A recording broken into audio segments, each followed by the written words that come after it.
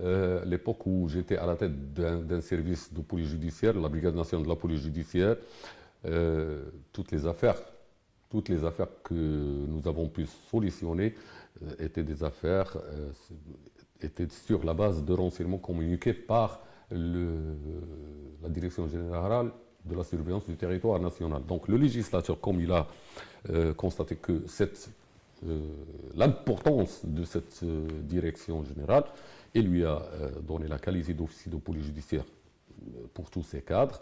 Et puis par la suite, suite à une décision commune entre le ministre de l'Intérieur et le ministre de la Justice et des Libertés, il a été convenu de créer ce bureau central qui dépend de la Direction générale de la surveillance du territoire national. Puis il lui a limité son champ d'action dans tous les crimes et délits, les crimes qui sont cités dans l'article 108 du Code de procédure pénale, c'est-à-dire le terrorisme, l'atteinte à la sûreté intérieure et extérieure de l'État, la contrefaçon de la monnaie nationale, le trafic d'armes, le trafic international des stupéfiants, et j'en passe. Puis ce bureau a été créé, on a mis à sa disposition tous les moyens logistiques et bien sûr, comme vous le savez, quand vous dépendez d'un service de renseignement qui détient un renseignement précieux, il est automatiquement communiqué à ce bureau pour l'analyse, puis par la suite pour l'intervention judiciaire, bien sûr sous la supervision toujours de la justice.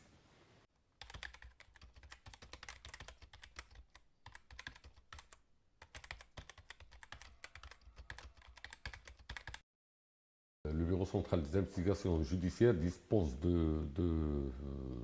sur le plan humain, il a présélectionné tous ses cadres. Ils sont présélectionnés, ce sont des cadres qui sont professionnels et qui ont une formation, que ce soit sur le plan juridique ou sur le plan professionnel. Ce sont des cadres qui sont, pour moi, qualifiés pour justement exercer une telle fonction. Euh, Bien sûr, nous avons des unités d'intervention. Ils sont aussi, ils ont été formés pour ça. Nous avons les moyens, bien sûr, logistiques. Et c'est ça, je crois que la force de ce bureau, c'est qu'il dépend directement d'un service de renseignement. C'est ça sa force. Parce que, comme vous le savez, les services de renseignement, eux, ils se déploient sur le terrain pour justement rassembler toutes les informations, par exemple, concernant une filière ou une structure terroriste. C'est après plusieurs recoupements, après plusieurs investigations, que le Bureau central des investigations judiciaires est saisi pour justement passer à l'acte judiciaire.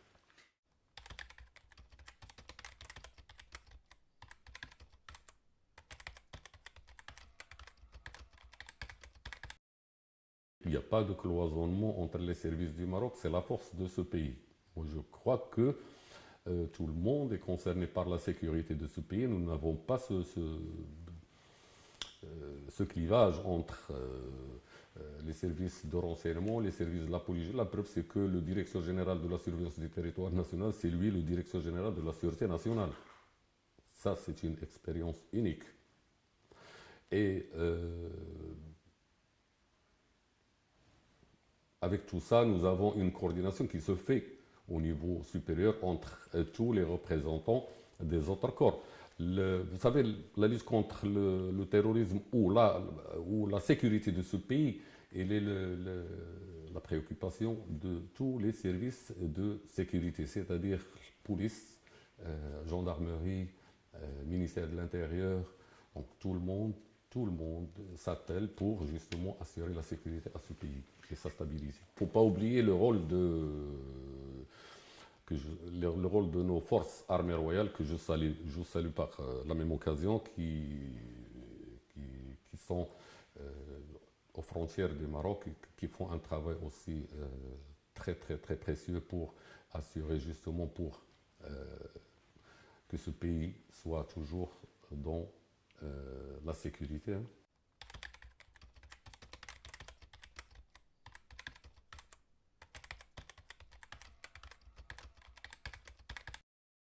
C'est un modèle qui est purement marocain.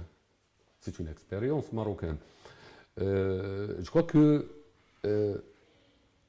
les similitudes entre le Bureau central des investigations judiciaires et des services comme vous le citez, le FBI, je crois que parce que le Bureau central des investigations judiciaires a une compétence sur l'ensemble du territoire national. Je crois que c'est là où il y a des similitudes avec le FBI.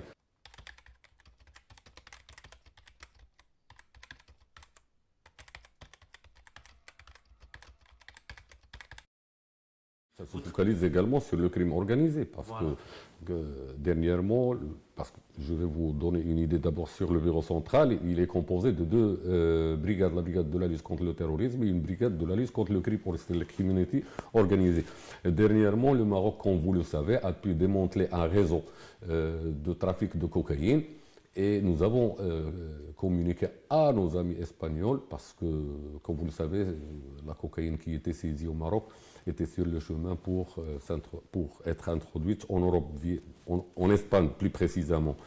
Et quand on a arrêté la partie marocaine, nous avons eu des renseignements sur les commanditaires de la cargaison qui étaient des Espagnols et je crois un Cubain. Et nous avons eu des réunions ensemble avec nos amis espagnols qui leur ont permis d'avoir des renseignements sur la partie espagnole et je crois qu'ils ont arrêté les personnes qui sont impliquées dans ce réseau. Donc la coopération avec l'Espagne ne se limite pas uniquement dans la lutte contre le terrorisme, mais également, moi je me rappelle très bien même quand j'étais à la Brigade nationale, nous exécutions des commissions rogatoires internationales qui nous venaient de l'Espagne, surtout dans le cadre de la lutte contre le trafic des stupéfiants.